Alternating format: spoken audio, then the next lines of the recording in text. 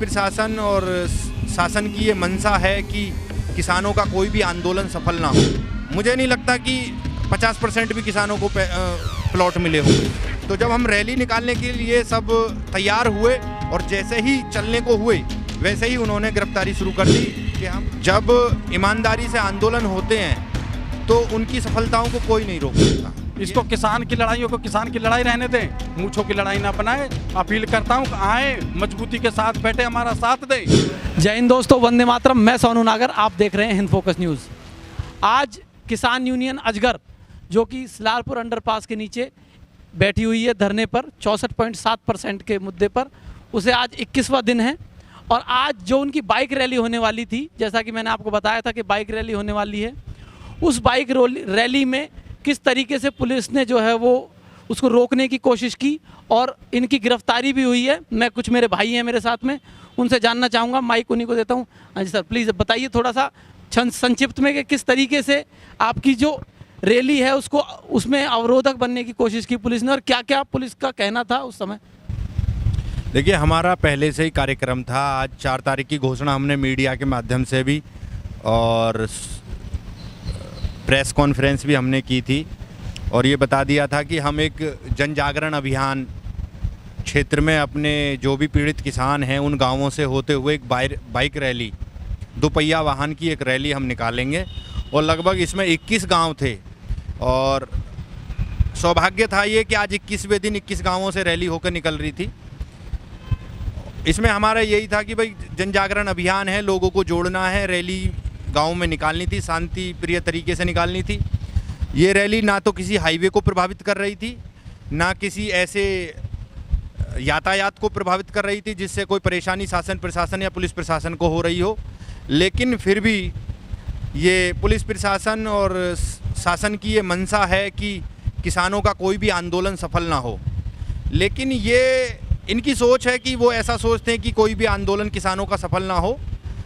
जब ईमानदारी से आंदोलन होते हैं तो उनकी सफलताओं को कोई नहीं रोक सकता। ये ऐसा हमें विश्वास है और ये सफल होगा। आगे हम लोगों को जब यहाँ से रैली निकालनी थी तो यहाँ सैकड़ों की संख्या में पुलिस बल यहाँ पर एकत्रित हो गया। उन लोगों ने हेलमेट लगा लिए और डंडे वंडे दिखाना मतलब आगे कर लिए जैसे ये लाठीचार्ज करेंगे।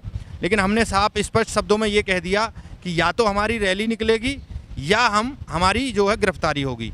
आप हमें रैली नहीं निकालने देते हो तो आप हमारी गिरफ्तारी कर लीजिए। तो जब हम रैली निकालने के लिए सब तैयार हुए और जैसे ही चलने को हुए वैसे ही उन्होंने गिरफ्तारी शुरू कर दी कि हम आपको रैली नहीं निकालने देंगे, आपको गिरफ्तार करते हैं। और जो उनकी गाड़ी थी उसमें बैठा करके वो हमें लेके गए। एडिशनल डीसीपी और एसीपी वहाँ मिले, उन्होंने काफ़ी समझाया भी, रैली के लिए मना किया कि परमिशन नहीं है। चलो ठीक है, परमिशन नहीं है, हम आगे से परमिशन भी कर लेंगे।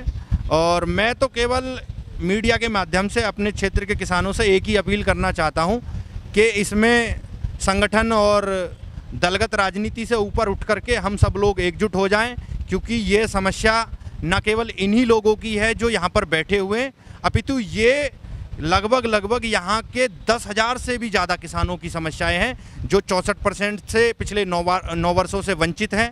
10% प्लॉट नहीं मिला है और जो 7% प्लॉट देना अथॉरिटी चाहती है उसमें भी 15 साल हो गए ज़मीन को अधिग्रहण हुए। 15 सालों में अभी तक किसानों को, मुझे नहीं लगता कि 50% भी किसानों को प्लॉट मिले होंगे। मुश्किल से 10% 20% प्लॉट किसानों को मिले हैं और उस पे भी बहुत सारी समस्याएं, पेनल्टी है, उस पेनल्टी पे ब्याज है, ऐसी बहुत सारी समस्याएं हैं। 88 प्रकरण हमारे किसानों के शिफ्टिंग के, स्थानांतरण जो होने हैं, जैसा कि अभी रूपेश वर्मा जी बता के गए थे, उस कमेटी के जो अध्यक्ष हैं वो हमारे सीईओ हैं, जो यमुना अथॉरिटी के सीईओ हैं डॉक्टर अरुणवीर सिंह। और उनका कहना ये है कि इन्होंने जो शिफ्टिंग वाले प्रकरण हैं उनमें ये आदेश किया है कि जिस किसान को शिफ्टिंग में ज़मीन दी जाएगी, जितनी उसकी है शिफ्टिंग के लिहाज से उसको आधी दी जाएगी, ऐसा उन्होंने बताया। उनको जानकारी हुई होगी कहीं ना कहीं इस बात की, लेकिन हम इस बात को बिल्कुल स्पष्ट कर देना चाहते हैं, जिस किसान की जितनी भी ज़मीन है वो उसको 100% चाहिए शिफ्टिंग में, ना कि आधी लेंगे, ना कि उसको 50% लेंगे। और कल को ये अगर ऑफ़र ये भी देते कि हम 50 से बढ़ाकर इसको 60% कर रहे हैं या 70% कर रहे हैं, लेकिन ये बिल्कुल भी मंजूर नहीं होगा। जिस किसान की जितनी है उसको शिफ्टिंग में भी आप उतनी ही देंगे, ये मांग हमारी है।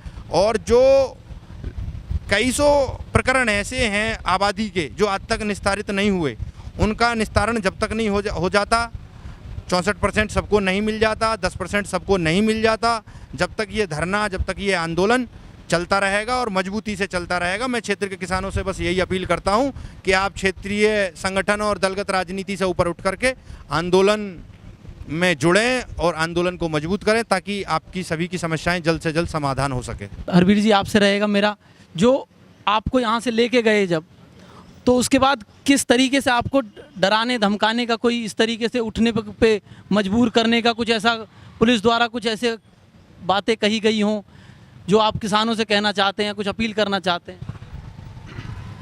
जी सोनू भाई, हमें यहाँ से जब किसानों को हमें गिरफ्तार करना था तो उन्होंने हमें डराने का काम किया। सबसे पहले उनका कि आपकी ज़िंदगी खराब हो जाएगी, आपके मुकदमे लग जाएंगे, आप अभी नौजवान हो, आप अभी इस पुलिस के झमेले में ना पड़ो, हम आपस में इलझे ना, इसलिए आप हमारी बातों को मान जाएं और अपना धरना यहाँ से उठा दे, स्थगित कर दे। लेकिन हमने साफ साफ शब्दों में कह दिया, जब तक हमारी मांगें नहीं पूरी होंगी, हमारी मांगें नहीं बनेंगी, हम यहाँ से नहीं उठेंगे। चाहे हमें जेल जाना पड़े, फांसी पर लटकना पड़े, चाहे हमें गोली मार दो, लेकिन हम यहाँ से नहीं हटेंगे। उन्होंने हमें बहुत प्रयास किए डराने के, लेकिन हम अपनी बातों को मजबूती के साथ उठाए रखे, मजबूती के साथ टिके रखे। हमारे किसान साथियों ने हमारा बहुत साथ दिया, टिके रहे, मजबूती से हमारे साथ लगे रहे, कंधे से कंधा मिलाकर खड़े रहे। इस पर पुलिस को कहीं ना कहीं ये भी एहसास हो गया कि अब ये डरने वाले नहीं हैं। इसी उन्होंने फिर हमें चुपचाप अपनी गाड़ी में बिठाया और यहाँ से लेकर चले गए। सवाल और है, जो यहाँ के जो जनप्रतिनिधि हैं, जो जनता द्वारा चुने गए हैं, उनसे आपकी कोई वार्ता या उनसे कोई कांटेक्ट आपने करने की कोशिश की हुई, या वो आपके पास कभी आए, किसी तरीके का कोई आश्वासन? ये मैं आपसे पूछना चाहूँगा। देखिए, सबसे पहले तो मैं बता दूं कि जो हमारी जो किसानों की समस्या है, ये कोई आज की ताज़ा समस्या नहीं है। ये पिछले लगभग 9-10 वर्षों से चली आ रही समस्या है, 64% की जो समस्या है। और बिल्कुल निश्चित तौर पर मैंने ये बात पहले भी कही है, मैं अब भी कह रहा हूँ आपके चैनल के माध्यम से, कि ये समस्या केवल किसानों की समस्या नहीं है, बल्कि ये यहाँ के जनप्रतिनिधियों की भी समस्या है। क्यों? क्योंकि चुनाव से पहले जब ये प्रत्याशी होते हैं, तो जब ये जनता के बीच में जाते हैं, किसानों के बीच में जाते हैं, किसानों ने अपनी बात इनसे रखी थी, भाई किसानों की ये समस्याएं हैं, तो इन समस्याओं के बारे में इनको पूरी तरीके से ज्ञात है। अब लेकिन पता नहीं, या तो ये समस्याओं का समाधान कराना नहीं चाहते, या फिर कराना चाहते हैं तो प्राधिकरण के लोग इनकी बात को तवज्जो नहीं देते। तो इसलिए ये बिल्कुल और बिल्कुल मैं कहना चाहता हूँ खुले मन से कि किसानों के साथ साथ जनप्रतिनिधियों की भी समस्या है, और उनकी भी साख का सवाल है कि किसानों की समस्या, जिसके आधार पर किसानों ने उनके समर्थन में वोट दिया। हमारा जनपद गौतम बुद्ध नगर जनपद है, और यहाँ से लोकसभा और विधानसभा की तीनों सीटें, और यहाँ तक कि जिले का जो चेयरमैन होता है वो भी भारतीय जनता पार्टी का है।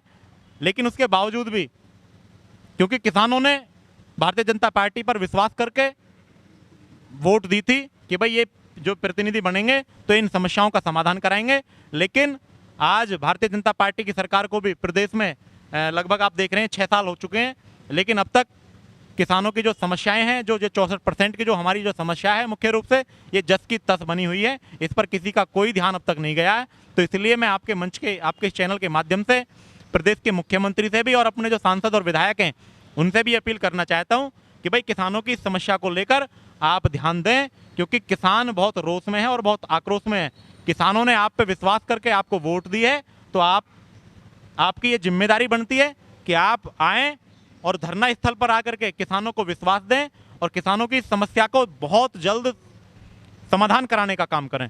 जब इतने प्रचंड बहुमत से गौतम बुद्ध नगर ने बीजेपी को जिताया है, और बीजेपी की सेंटर में भी गवर्नमेंट है, स्टेट में भी गवर्नमेंट है, डबल ट्रिपल इंजन की सरकार बता रहे हैं, तो क्या आप लोग एक पत्र लिखकर या मतलब उन्हें सूचित करें कि भाई यहाँ आइए, नहीं तो हम वहाँ 4 आदमी जाएं, कि भाई किस तरीके से क्या है? अभी सोनू भाई, जैसा कि आप देखा था, अभी कुछ महीने पहले नगर निगम के चुनाव हुए थे, तो हमारे दनकौर क्षेत्र में भी एक प्रत्याशी बीजेपी से लड़ रहे थे।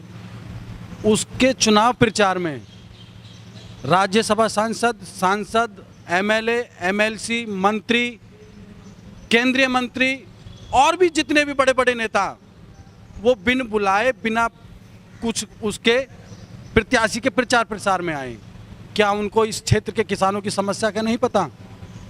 क्या उनको नहीं पता कि पिछले 20 दिनों से 22 दिनों से यहाँ पर धरना चल रहा है? क्या उनको नहीं पता गौतम बुद्ध नगर में आपसे 3 जगह धरने प्रदर्शन हो रहे हैं, सब जगह जा रहे हैं नेता, लेकिन अपनी पार्टी के प्रचार प्रसार के लिए, किसानों की समस्याओं के समाधान के लिए नहीं, अपनी राजनीतिक रोटियां सेक रहे हैं। किसान जाए भाड़ में, बस उनका नाम चमकना चाहिए, उनका नाम होना चाहिए। हमने अपनी पार्टी का प्रत्याशी जिताया है, चाहे बेईमानी से जिताया सही या ईमानदारी से जिताया सही। ये जनता को पूर्ण रूप से पता है कि कौन सा प्रत्याशी किस तरीके से जीता है, सबको पता है। कि जनता से अपील करता हूँ कि ये जो लड़ाई है हमारी, इसे किसान की लड़ाई रहने दें, इसे मूंछों की लड़ाई ना बनाएं। क्षेत्र में लोग तरह तरह की बातें करते हैं, इसको किसान की लड़ाइयों को किसान की लड़ाई रहने दें, मूंछों की लड़ाई ना बनाएं। अपील करता हूं कि आए, मजबूती के साथ बैठे, हमारा साथ दें। यहाँ जो जनप्रतिनिधियों की बात हुई और पुलिस प्रशासन की बात हुई, अन्य संगठन के जो लोग हैं, जो अन्य जो वो हैं, उनके लिए कुछ कहना चाहेंगे? देखिए, मैं तो आपके चैनल के माध्यम से यही कहना चाहूँगा कि वजूदों की लड़ाई में निमंत्रण नहीं भेजे जाते। जिनके जमीर जिंदा हैं वो घर पर रुक ही नहीं पाते। तो ये कोई हमारी निजी समस्या नहीं है, ये क्षेत्र के किसानों की समस्या है। और जितने भी किसान संगठन हैं वो सभी किसानों की समस्याओं को ही उठाने का काम करते हैं। तो इसमें कोई सी भी ऐसी नई बात नहीं है कि भाई हम किसी को आमंत्रित करेंगे या किसी को हम बुलावा भेजेंगे। जो साथी आना चाहते हैं उनका स्वागत है। ये किसानों की समस्याएं हैं और किसानों की समस्याओं को उठाने के लिए, क्योंकि सभी लोग किसानों के नाम पे, जितने भी किसान संगठन हैं वो किसानों के नाम पे ही काम कर रहे हैं। तो उनको स्वयं ये सोचना चाहिए, सबकी ये नैतिक जिम्मेदारी बनती है कि जब भाई आज किसान पीड़ित है और किसानों की समस्या, मैं आपको बता दूं, ये जो 64% की मैं समस्या बता रहा हूं, ये अब से 9 साल पहली समस्या है। इसके लिए लगभग हर संगठन ने कई बार आंदोलन किए हैं और भारतीय किसान यूनियन अजगर के नेतृत्व में ये पहला आंदोलन है जिले में, जिसको आज लगातार चलते हुए 21 दिन हो चुके हैं। वरना आपसे पहले कई बार संगठनों ने आंदोलन किए, लेकिन प्राधिकरण के अधिकारियों ने सिवाय आश्वासन के किसी को कुछ नहीं दिया। लेकिन अब ये मौका है, ये समय है। तो इसलिए मैं, यदि आप ये प्रश्न पूछ रहे हैं अन्य संगठनों के बारे में, तो मैं इन सभी जो भी यहाँ किसान संगठन जो काम कर रहे हैं उन सबसे आपके माध्यम से मैं आह्वान करना चाहूँगा, उनसे कहना चाहूँगा कि भाई आएँ, वो सभी लोग इस लड़ाई को मिलजुल कर लड़ें, क्योंकि ये किसानों की लड़ाई है, ये किसी संगठन की लड़ाई नहीं है, ये किसानों की लड़ाई है। तो इसको सब एक साथ मिलकर लड़ें, एकजुटता से लड़ें। सभी का स्वागत है। हम तो आपके माध्यम से इस मंच पर सभी का स्वागत करते हैं, सभी को आमंत्रित करते हैं। तो ये लड़ाई जो है, इसको मूंछों की लड़ाई ना बनाई जाए। सारे किसान संगठन जो है एक साथ होकर तब इस तरीके का जो, क्योंकि सारा जो मेन जो फोकस है वो किसानों के ऊपर है, किसानों का ही जो आप प्रतिनिधित्व करते हैं। लेकिन कहीं ना कहीं ये जो फूट जो आप में पड़ जाती है, ये उसका फ़ायदा जो है वो अथॉरिटी उठाती है। तो आप इसी तरीके की खबरों के लिए बने रहिए और आपकी क्या राय है हमें कमेंट में ज़रूर लिख के बताएं। जय हिंद, वंदे मातरम। धन्यवाद।